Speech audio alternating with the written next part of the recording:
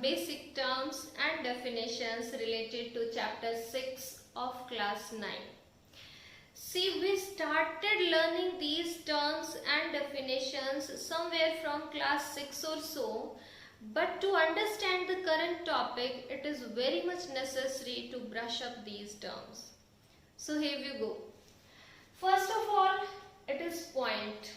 जो ज्योमेट्री की शुरुआत है वो होती ही पॉइंट से है. पॉइंट इज, यूं कह सकते हैं कि जैसे एटम है साइंस में द स्मॉलेस्ट यूनिट, इसी टाइप से जो ज्योमेट्री है उसमें जो स्मॉलेस्ट यूनिट है दैट इज पॉइंट. तो पॉइंट है क्या? पॉइंट बेसिकली एक डॉट है, और ऐसा हमने चैप्टर 5 में भी पढ़ा है कि पॉइंट की कोई डायमेंशंस नहीं होती. डायमेंशन का मतलब लेंथ, ब्रेड्थ, हाइट, इसका जो है कोई भी डायमेंशन, कोई भी पार्ट नहीं होता इसका. सो इसको जो है रिप्रेजेंट करने के लिए हम जस्ट एक डॉट बनाते हैं किसी भी बहुत ही शार्प से पेन, पेंसिल या कोई और चीज लाइक टिप ऑफ कंपास, उससे हम एक डॉट बनाते हैं and that is representation of point. इसको नोट करने के लिए, डिनोट करने के लिए हम इंग्लिश अल्फाबेट के कैपिटल लेटर्स का यूज करते हैं, लाइक के कैपिटल ए, और we may also use capital X, L, M, whatever, but we generally use capital letters. Don't use small letters to denote a point. ठीक है, तो that is point. अब next है line. Line क्या है? Line जो है, जैसा कि चैप्टर 5 में भी आया है, breadthless length is called line. Line में अगर हम बात करें तो पॉइंट्स की हेल्प से अगर हम बात करें तो collection of infinite points is called line, उसको भी हम लाइन कह सकते हैं. और ब्रेडथलेस लेंथ, अगर हम और ज्यादा रिफाइंड लैंग्वेज यूज करें तो एक लेंथ है जिसकी कोई ब्रेड्थ नहीं है, उसको लाइन कहा जाता है. ठीक है, इसको नोट करने के 2-3 तरीके हैं, हम सारे डिस्कस करते हैं. इसको जो है हम क्लास 9 में बहुत बार एक स्मॉल सिंगल लेटर से यूज डिनोट करेंगे, स्मॉल लेटर यूज करेंगे लेकिन सिंगल. ठीक है, वो इसके एक तरफ जनरली राइट साइड यूज की जाती है, तो दैट इज लाइन एल. इसको हम बोल सकते हैं दिस इज लाइन एल. ठीक है, और दूसरा इसको नोट करने का क्या तरीका हो सकता है, हम जो ये एरोज लगाए हैं, एक एरो जो है ये किस चीज को डिनोट कर रहा है कि we can extend this line infinitely in this direction as well as in this direction. दो ही डायरेक्शन है तो दोनों डायरेक्शंस में इनफाइनाइटली हम इसको एक्सटेंड कर सकते हैं. तो इसमें कहीं पर भी हम 2 पॉइंट बना दें, अगर जैसे एक पॉइंट यहाँ बना दिया, इसी पर एक पॉइंट यहाँ हमने बना दिया, तो इसको हम नेम दे सकते हैं, it is line A B. ठीक है, हम इसको जो है इस टाइप से भी नोट कर सकते हैं. ए बी और ए बी के ऊपर हमने इस टाइप से एरो लगा दिया, तो that is also one notation to denote a line AB. ठीक है, तो इसको हम BA भी कह सकते हैं. We may also denote it like BA, ऐसे भी कहा जा सकता है. So that is all about length, line. और लाइन की एक डेफिनेट लेंथ नहीं होती, एक फिक्स लेंथ नहीं होती, क्योंकि ये एक्सटेंड करती है इन बोथ द डायरेक्शंस, तो हमें पता ही नहीं चलता कि कहां से हम इसको नापना शुरू करें और कहां तक नापें. तो लाइन की कोई फिक्स लेंथ, डेफिनेट लेंथ नहीं होती है. एक लाइन है तो ऑफ कोर्स लाइन यूज करेंगे, ज्यादा लाइंस हैं तो लाइंस यूज करेंगे. ठीक है, प्लूरल फॉर्म उसकी लाइंस हो जाएगी. अब अगर एक प्लेन में 2 लाइनें हैं तो उनकी पोजीशन क्या हो सकती है, that we are discussing. 2 line है. ठीक है, एक लाइन सपोज हमारे पास ए बी है और कोई दूसरी लाइन इस टाइप से इसको एक पॉइंट पे कट कर रही है, इंटरसेप्ट कर रही है, तो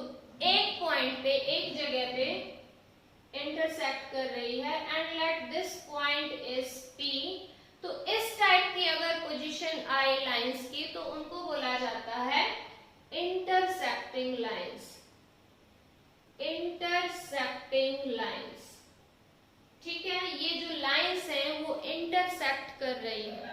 ध्यान देना कि जो लाइंस हैं उनके लिए हम बाइसेक्टिंग वर्ड यूज नहीं करते। एक्चुअली में बाइसेक्टिंग वर्ड का यूज होता है जब किसी लाइन सेगमेंट या लाइन के exactly two half equal parts हो जाएं, in that case we use bisect. अब क्योंकि इसकी एक डेफिनेट लेंथ नहीं है किसी भी लाइन की, तो हमें कैसे पता चलेगा कि this is the mid point of line?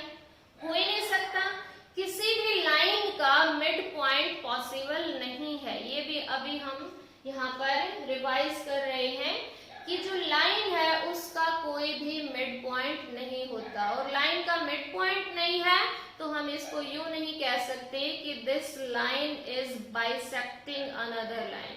Bisecting कब यूज होगा? जब एग्जैक्टली टू इक्वल पार्ट्स होंगे, then we use the word bisect. So intersecting lines, and if lines are not intersecting even after extended them infinitely, then those lines are parallel lines।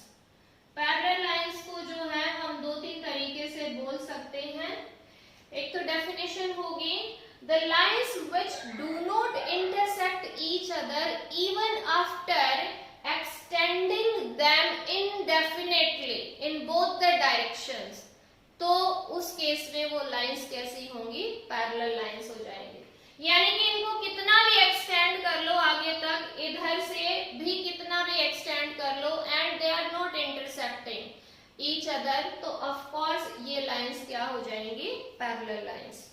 दूसरी definition अगर हम देखें, अगर किन्हीं दो lines के बीच में जो परपेंडिकुलर डिस्टेंस है वो सेम है, then we say that the lines are parallel. In that case also हम यहाँ पर अगर डिस्टेंस नापे तो भी सेम आए, इससे आगे नापे तो भी सेम आए, in that case we say that these lines are parallel lines. So that is about lines. अब जो है, अगर हमारे पास दो से ज्यादा लाइंस एक ही पॉइंट पर इंटरसेक्ट करें तो उनको इंटरसेक्टिंग की बजाय उनको कंकरेंट लाइंस बोला जाता है।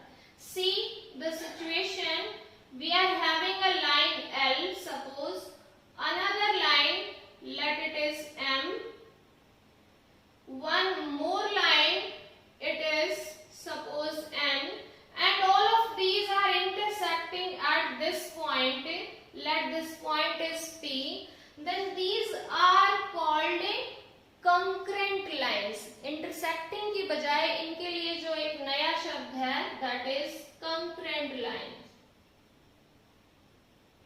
और ये जो पॉइंट है जहां पर ये इंटरसेक्ट कर रही हैं, इसको बोला जाएगा this is point of concurrence. Point of concurrence. Concurrence कब यूज करेंगे? जब मोर देन टू लाइंस हो। यहाँ पर हमने तीन लाइंस ली हैं, तीन से ज्यादा भी हैं तो भी ऑफ कोर्स वो कंकरेंट होंगी if they are intersecting at a single point.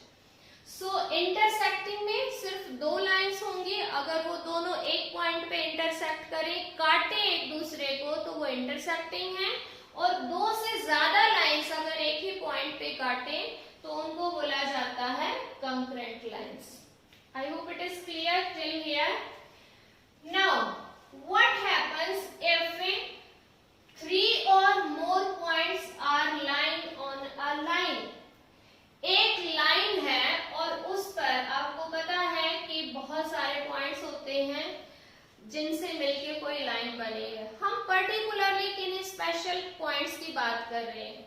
इस प्लेन में बहुत सारे पॉइंट्स हैं, अगर कोई स्पेशल तीन पॉइंट्स या तीन से ज्यादा पॉइंट्स एक ही लाइन में लाई करें तो उन पॉइंट्स को जो है बोला जाता है कॉलिनियर पॉइंट्स।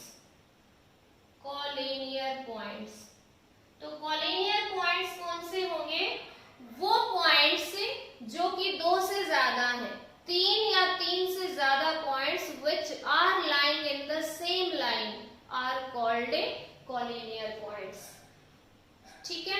कॉलिनियर पॉइंट्स के लिए ध्यान रखना है कि 3 या 3 से ज्यादा पॉइंट्स होने चाहिए, क्योंकि ऑफ कोर्स 2 पॉइंट से तो एक लाइन पास होगी ही होगी, that is must. So we need to take care कि जो पॉइंट्स कॉलिनियर आपको बताने हैं, in that case you have to see कि whether the points are 3 or more and whether they are lying in the same line or not. Yes, now we are moving forward. It is ray. ray क्या है? आपने देखा कि जो ये line है ये दोनों डायरेक्शंस में एक्सटेंड करती है, ठीक है, in both the direction it is extending. Suppose कीजिए कि हमने यहाँ से एक डायरेक्शन को खत्म कर दिया और इसका जो है एक पॉइंट यहाँ पर बना दिया, तो this line is now a this line has terminated from this side and it is extending in one direction only, एक ही डायरेक्शन में मूव कर रही है। So this situation of a line is called ray. इसको हम जो है रे बोलते हैं। रे का जो ये एक फिक्स पॉइंट है दैट इज कॉल्ड इनिशियल और स्टार्टिंग पॉइंट। इनिशियल और यू मे से it is starting point of a ray and the direction in which it is moving, generally it is written at the second place. Suppose this point is A and it is moving in this direction B, तो इसको note करने के लिए हम A भी use करते हैं। A इसका स्टार्टिंग पॉइंट वो पहले लिखा जाता है और जिस डायरेक्शन में ये मूव कर रही है that point is written later on. और इसके ऊपर इस टाइप से हम एरो एक तरफ लगाएंगे, ए फिक्स है, बी की डायरेक्शन में मूव कर रही है। हम इसको ऐसे भी लिख सकते हैं ray A B. In that case हम यहाँ साइन नहीं बनाते क्योंकि हमने लिख दिया है रे ए बी। ध्यान देने लायक बात यह है कि इसको हम बी ए ऐसे नहीं लिख सकते, ठीक है, ये रॉन्ग हो जाएगा। इसका मतलब क्या है कि जो स्टार्टिंग पॉइंट है वो बी है। इस कंटेक्स्ट में starting point would be B and it is moving in the direction of A, जबकि ऐसा यहाँ पर नहीं है, ठीक है। तो रे को नोट करते हुए आपको ध्यान देना है कि जो इनिशियल पॉइंट है that should be written firstly. Okay, अब जो है आगे हम बात करते हैं लाइन सेगमेंट की। सेगमेंट क्या होता है? सेगमेंट का मतलब है पार्ट या फिर पोर्शन, ठीक है, हिस्सा, एक लाइन का एक हिस्सा, ठीक है। जैसे रे भी एक लाइन का ही हिस्सा था, अब लेकिन वो एक डायरेक्शन में मूव कर रही थी। सपोज कीजिए कि रे ये जो लाइन है ये हमने यहाँ से कट कर दी है, इसको टर्मिनेट कर दिया एक डायरेक्शन से और दूसरी डायरेक्शन से भी टर्मिनेट कर दिया, तो हम ये कह सकते हैं it is a terminated line जो एक दोनों डायरेक्शन से खत्म हो चुकी है। ये एक फिक्स लेंथ रह गई है इसकी, तो that is line segment. Segment हिस्सा, पार्ट, पोर्शन, एक लाइन का ही हिस्सा है ये जिसकी एक डेफिनेट लेंथ है, जिसका स्टार्टिंग भी पॉइंट है और एंडिंग पॉइंट भी है, ठीक है। रे में सिर्फ स्टार्टिंग पॉइंट था, लाइन में ना स्टार्टिंग पॉइंट है ना एंडिंग पॉइंट है, जबकि लाइन सेगमेंट में स्टार्टिंग पॉइंट भी है, फिक्स है, और एंडिंग पॉइंट भी फिक्स है। इसको नोट करने के लिए हम ए बी ऐसे जो है लाइन सेगमेंट का साइन बनाते हैं, इसको बी ए भी कहा जा सकता है, दोनों करेक्ट है, ऑलराइट। लेकिन इसको नोट करने के लिए हम स्मॉल लेटर का यूज नहीं करते हैं। Okay, so this is notation of a line segment. Line segment और रे, इन तीनों में से जिसकी फिक्स लेंथ होती है या फिर डेफिनेट लेंथ होती है वो सिर्फ लाइन सेगमेंट की होती है। रे और लाइन की फिक्स लेंथ नहीं होती, ठीक है। So that is about point, ray, line and line segment. And now we have angle. Angle क्या है? Angle के भी हम दो तरह की डेफिनेशन डिस्कस करेंगे, आपको दोनों समझ में आएंगी और फिर आप उससे जो है अपने जो आइडियाज हैं वो शेयर करेंगे कि आपको कौन सा जो है डेफिनेशन ज्यादा जो है समझ में आई। ओके, तो जो क्लास 6, 7, 8, 9 में हम यूज करते हैं definition, if two rays has small initial point then they form an angle. ये रे जो है ये ए बी है और सपोज सेम पॉइंट से एक और रे ओरिजिनेट हो रही है, निकल रही है, तो these two rays are there which have the same initial point. तो हम कहते हैं कि ये दोनों रेज मिलके ये एंगल बनाती है, ठीक है। और ये जो एंगल है इसका नाम लिखने के तीन तरीके हो सकते हैं। वी में ऑल्सो राइट इट, ये साइन एंगल का होगा, इसमें ये जो है बिल्कुल जो है हॉरिजॉन्टल लाइन आती है, ये थोड़ी सी स्लांट होती है, ध्यान देना कि इसी टाइप से आप बनाओ। शुरुआत में जब आप इसको जो है बनाते हैं अच्छे से बनाइए, फिर आपकी हैबिट उसी तरह से बन जाएगी। So you may right it CAB, you may also write it BAC and you may also write it angle A। इस तरह से भी आप लिख सकते हैं। This is called vertex, इसको vertex बोला जाता है। This is vertex of the angle and these two rays are called arms of the angle। ये दोनों arms हैं, इसके हाथ हैं, भुजाएं हैं ये इसकी, ठीक है। arms of the angle and this is vertex of the angle। जब एंगल को हम नाम देंगे तो इन दैट केस जो वर्टेक्स है, अगर 3 लेटर्स में नाम दिया हुआ है तो vertex should be in the middle, ठीक है। और अगर सिंगल लेटर में नेम है तो in that case only vertex is written with angle sign. मैं एंगल साइन ना लगाऊं तो क्या होगा? Then it will be just a point, ये सिर्फ एक पॉइंट होगा, ये एंगल नहीं होगा। तो अगर आपको एंगल डिनोट करना है, एंगल बताना है, तो आपको ये साइन जो है 100% यूज करना होगा, ठीक है।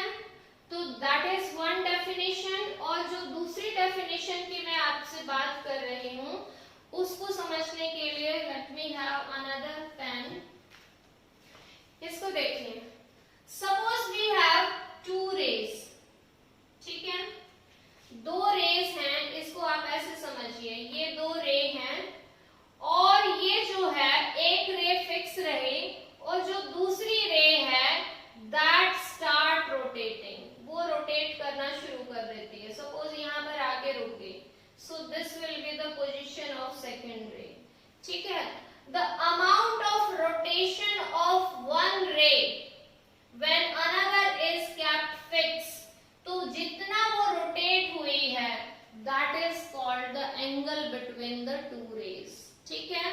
वो उन दोनों के बीच में एंगल का काम करेगा, ठीक है। So this is also one of the definition of angle, the amount of rotation of one ray about the initial point, initial point को फिक्स रखते हुए और एक रे को फिक्स रखते हुए अनदर रे जब रोटेट करेगी तो जितना वो रोटेट हुई है that is called the angle between the 2 raise.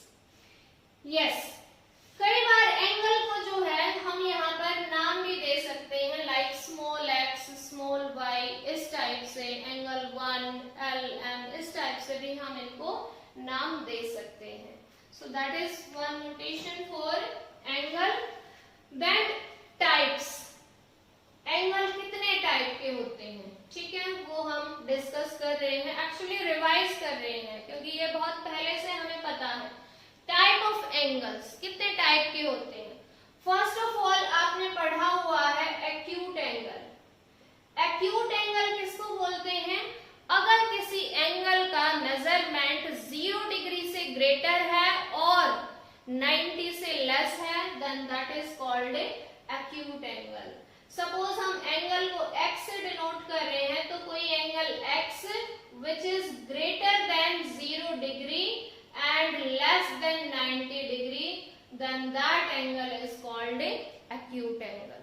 जो मेजरमेंट की यूनिट है एंगल की वो डिग्रीज में नापा जाता है, और इसके लिए ये एक छोटी सी जीरो बना दी जाती है एक नंबर के ऊपर, so that is called degree.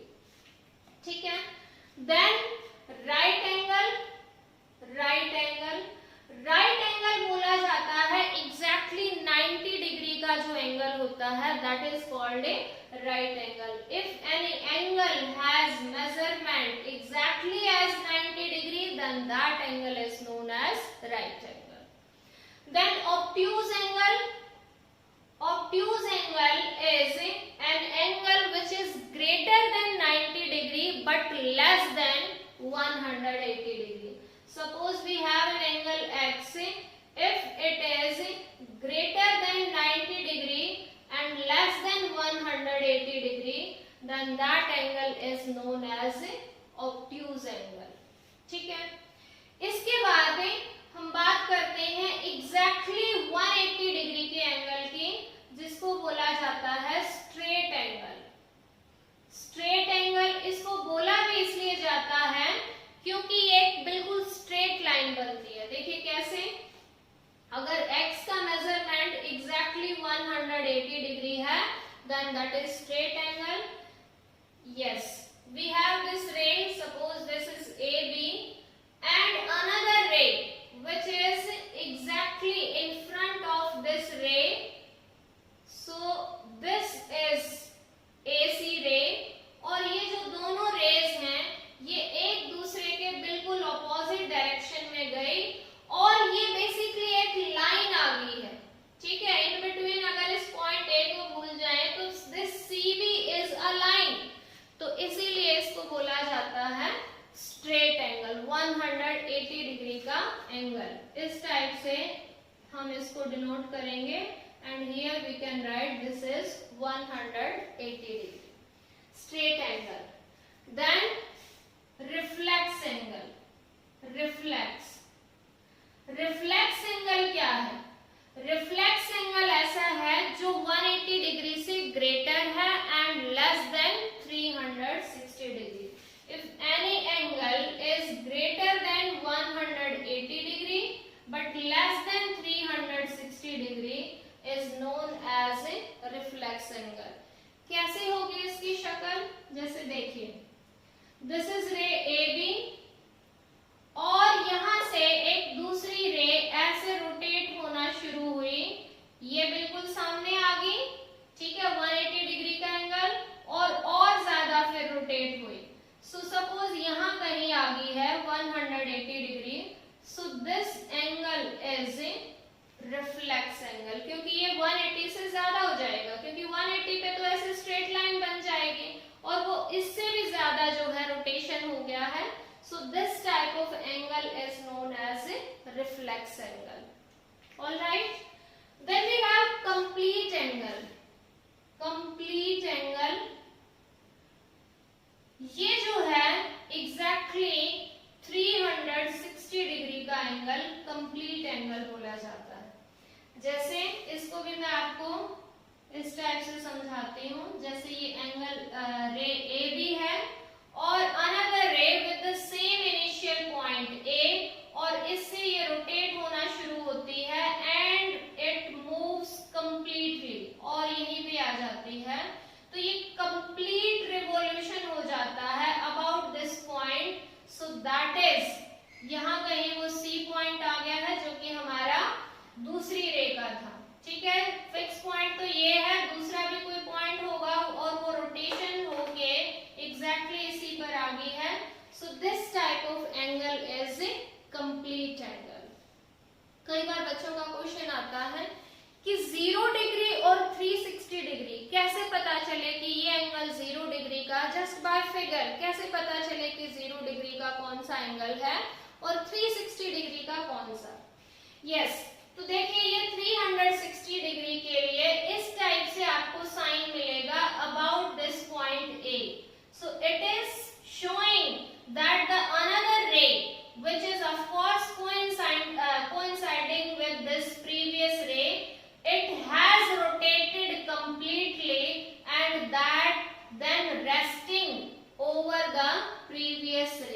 ठीक है, इस टाइप की अगर पोजीशन हो जब एक रे दूसरे को ओवरलैप करे, वन ऑन द अदर हो, तो इन दैट केस हम बोलते हैं they are coinciding each other, वो एक दूसरे को कोइंसाइड कर रही है।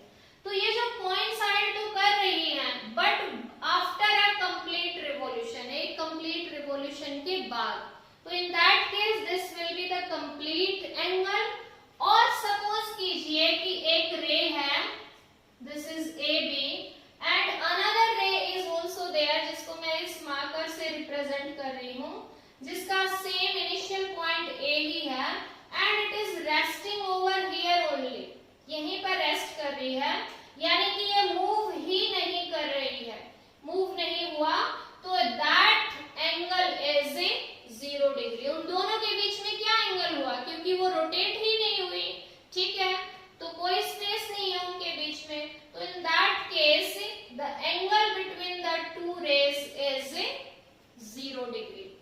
तो 0 डिग्री में यहाँ पर कोई साइन नहीं होगा, जबकि कंप्लीट एंगल में यहाँ पर इस टाइप से आपको एक साइन दिखाई देगा।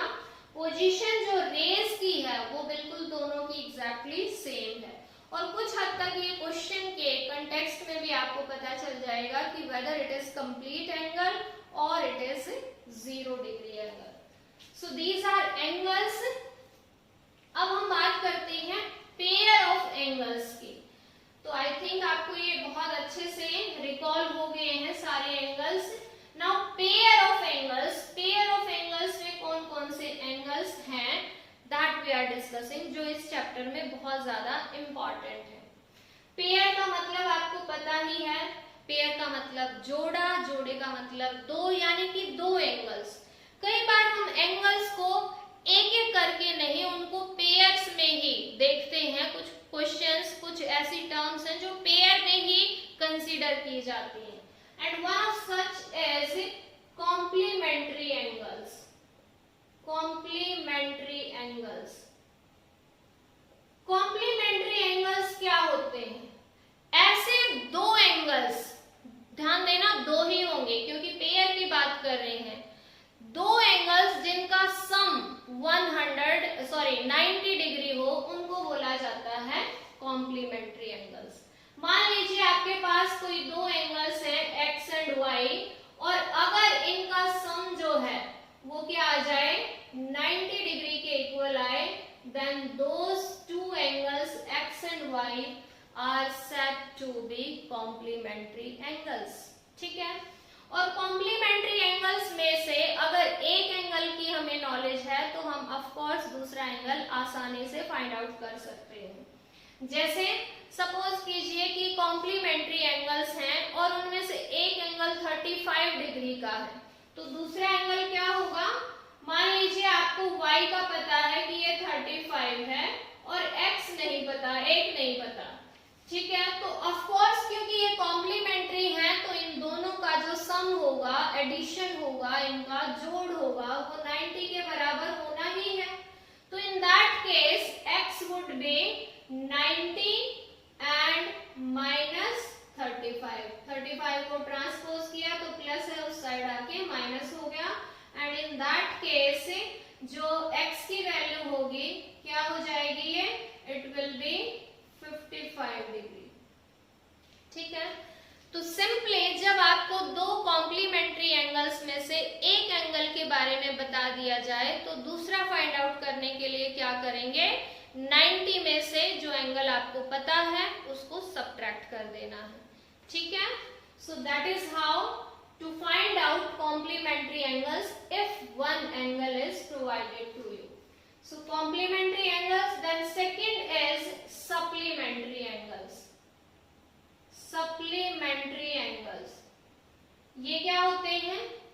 ऐसे ही बिल्कुल अगर दो एंगल्स जिनका सम, जिनका एडिशन 180 डिग्री है, then those are called supplementary angles. If we have two angles x and y and if their sum is equal to 180 degree, then they will be called supplementary angles. ठीक है, बिल्कुल same इसी type से इनमें भी अगर हमें एक एंगल का पता है तो हम दूसरा जो एंगल है आसानी से बता सकते हैं। ठीक है, जैसे अगर हमें दो एंगल्स को बताना है कि वेदर दीज आर सप्लीमेंट्री और नॉट, तो क्या करेंगे, उन दोनों का सम करके देख लेंगे। 120 डिग्री एंड 60 डिग्री, दोनों का सम क्या है 180, तो 120 एंड 60 डिग्री को बोला जाएगा these two are complementary angles, pair of supplementary angles. ठीक है, this is pair of supplementary angles. Suppose कीजिए आपको इन दोनों में से एक पता है, मान लीजिए एक एंगल 110 डिग्री का है, so can you find out the another one? Yes, बिल्कुल आसानी से आप फाइंड आउट कर सकते हैं। One angle is 110 degree, another you don't know. Keep that as y or x, whatever you find it easy.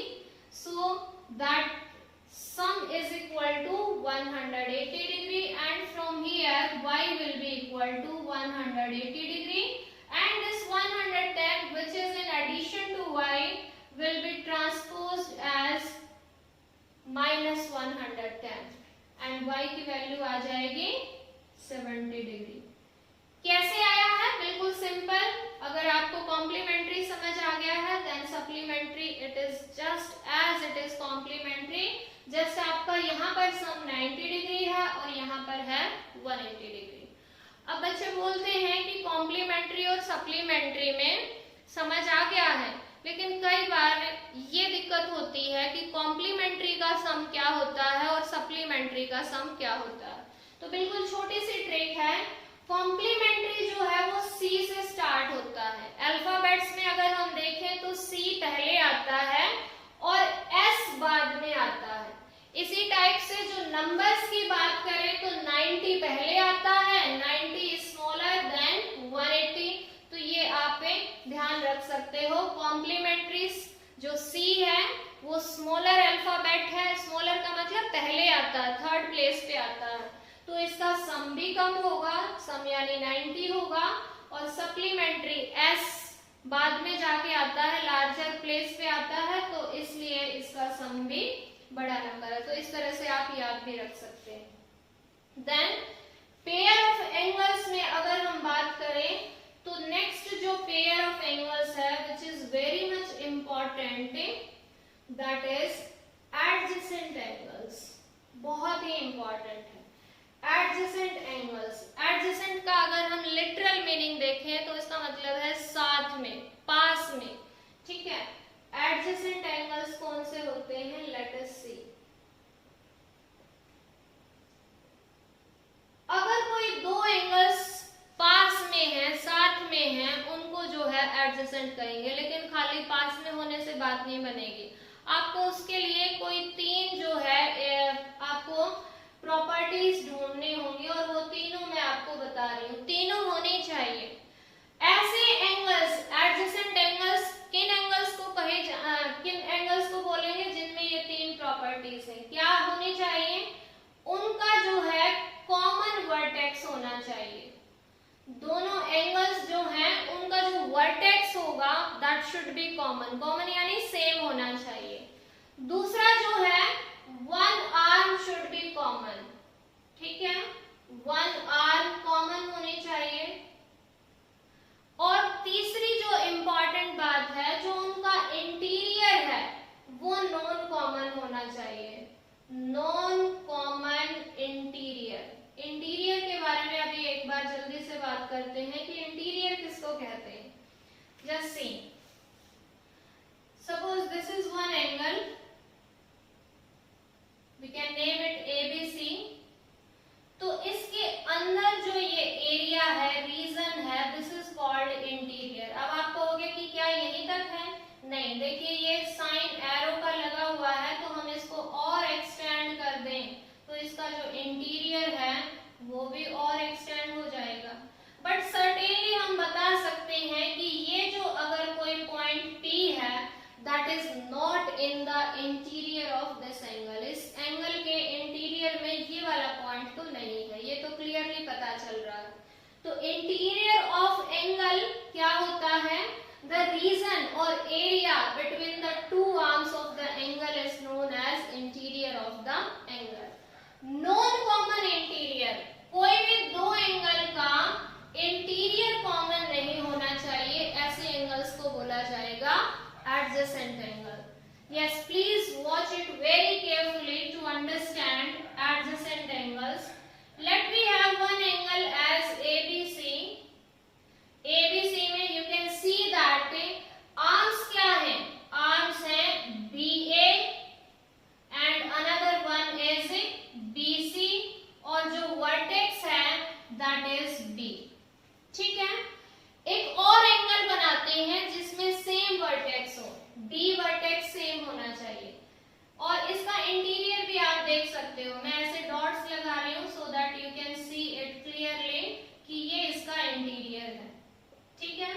Now see one more angle I am taking और इसका नाम suppose we have ABD.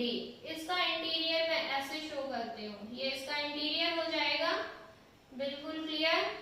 इसकी जो arms हैं that is BD and another one is BA.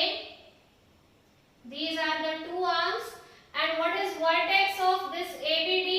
इस angle का vertex क्या है? This corner that is B. अब देखिए बिल्कुल ध्यान से, तीनों चीजों को हमें एक साथ देखना है. कॉमन वर्टेक्स, दोनों का सेम वर्टेक्स है. वन आर्म कॉमन, एक आर्म दोनों में कॉमन होनी चाहिए. यू कैन सी क्लियरली कि जो BA है यहाँ पर भी है, यहाँ पर भी है और यहाँ फिगर से भी आप देख सकते हैं BAR is common in both the angles. And non common interior, जो दोनों का इंटीरियर है वो नॉन कॉमन है. इसका इंटीरियर ये डॉटेड पॉइंट से शो कर रखा है और इसका इंटीरियर ये स्लांट लाइन से शो कर रखा है. सो इस टाइप से अगर कोई दो एंगल्स हैं तो उनको बोला जाएगा adjacent angles. I hope it is clear. लेकिन मैं आपको और अच्छे से समझाने के लिए एक और एग्जांपल लेती हूँ. Yes please see. Let we have this type of angle. A, B, C, D. अब अगर हम देखें तो इस एंगल का, ये जो एंगल है, one angle is here ABC. ये एक एंगल है. इसका इंटीरियर ऐसे ही है, इसका वर्टेक्स is B और आर्म जो है वो BA है और BC है. Another angle is this one. Yes, this one, and you can clearly see that this CB is common arm to both the angles and interior भी दोनों का separate है, अलग अलग है, but still these are not adjacent angles. जबकि साथ साथ हैं, पड़ोसी हैं. ठीक है, लेकिन फिर भी ये adjacent angle नहीं है. रीजन क्योंकि इनकी जो एक थर्ड कंडीशन है कॉमन वर्टेक्स, वो यहाँ पर फुलफिल नहीं हो रही है. ठीक है, इस एंगल का वर्टेक्स B है जबकि इस एंगल का वर्टेक्स जो ये दूसरे वाला है इसका वर्टेक्स C है. तो आपको जब एडजेसेंट देखने हो तो आपको इन तीनों बातों का ध्यान देना होगा. वर्टेक्स कॉमन होना चाहिए दोनों का, एक आर्म कॉमन होनी चाहिए और तीसरा जो उनका इंटीरियर है वो कॉमन नहीं होना चाहिए. So that is how to check whether the angles are adjacent or not. Yes. अब बिल्कुल एक छोटी सी बात है, अगर कोई दो adjacent angles हैं, ठीक है, और अगर वो मिलके एक straight line बना दें, जैसे देखिए एक एंगल ये है हमारे पास A, B और C. ठीक है, दिस एंगल इज CAB और एक और एंगल मैं यहाँ पर लेती हूँ, this is CAB. Another angle I am having like this angle is DAC. Angle DAC. These are two angles. Surely these are adjacent angles. Adjacent angles तो हैं. देखिए तीनों कंडीशन पूरी हो रखी है. कॉमन वर्टेक्स है दोनों का, यहाँ से भी आप देख सकते हैं कॉमन वर्टेक्स है, this arm is common in both the angles and दोनों का जो इंटीरियर है वो भी सेपरेट है, ठीक है। So these two are surely pair of adjacent angles. लेकिन एडजेसेंट एंगल्स होने के साथ साथ यहाँ पर एक और जो है नई चीज है वो क्या है कि ये जो नॉन कॉमन आर्म है they are making a straight line, वो एक स्ट्रेट एंगल बना रहे हैं। तो ऐसे एंगल्स को जो एडजेसेंट भी हो, साथ में जो नॉन कॉमन आर्म है, जो आर्म कॉमन नहीं है इनके, कॉमन तो ये होगी, and this AC and AB, these are two non common arms of both the angles। अगर ये एक स्ट्रेट लाइन बनाए तो इनको बोला जाएगा, एक स्पेशल नाम दे दिया गया, linear pair of angles. This will be called linear pair. Linear line देख लीजिए, लाइन, ठीक है। पेयर का मतलब दो, ऐसे दो एंगल्स जो एक लाइन बनाए उनको बोला जाएगा they are forming a linear pair. और क्योंकि ये एक स्ट्रेट लाइन बना रहे हैं, यानी कि स्ट्रेट एंगल बना रहे हैं, तो ऑब्वियसली इन दोनों का जो सम होगा that will be 180 degree. That means अगर हमारे पास लीनियर पेयर ऑफ एंगल्स हैं तो वो जो है उनका सम हमेशा 180 डिग्री होगा। एंड 180 डिग्री अगर किन्हीं दो एंगल्स का सम हो, क्या बोला जा सकता है? They will be supplementary as well. So linear pair of angles is always forming supplementary angles. वो हमेशा supplementary angles बनाते हैं, क्योंकि linear pair का मतलब वो एक लाइन बना रहे हैं, straight angle बना रहे हैं, और straight angle का मतलब कि उन दोनों का जो सम है that is 180 डिग्री। और अगर ऐसे कोई दो एंगल्स हैं जिनका सम 180 है तो उनको सप्लीमेंट्री भी कहा जाता है। सो दीज थिंग्स, और we may say these topics we had revised thoroughly and it is going to build a very strong base to understand this topic, यानी कि ये चैप्टर समझने के लिए बहुत ज्यादा जरूरी थे। So I hope this lecture would be very much beneficial for you and for the current topic, यानी कि lines and angles के main examples and questions के लिए please watch करते रहिए हमारी जो next videos होंगे। I would be uploading more videos on the current topic as well. So keep watching and keep learning. Bye bye.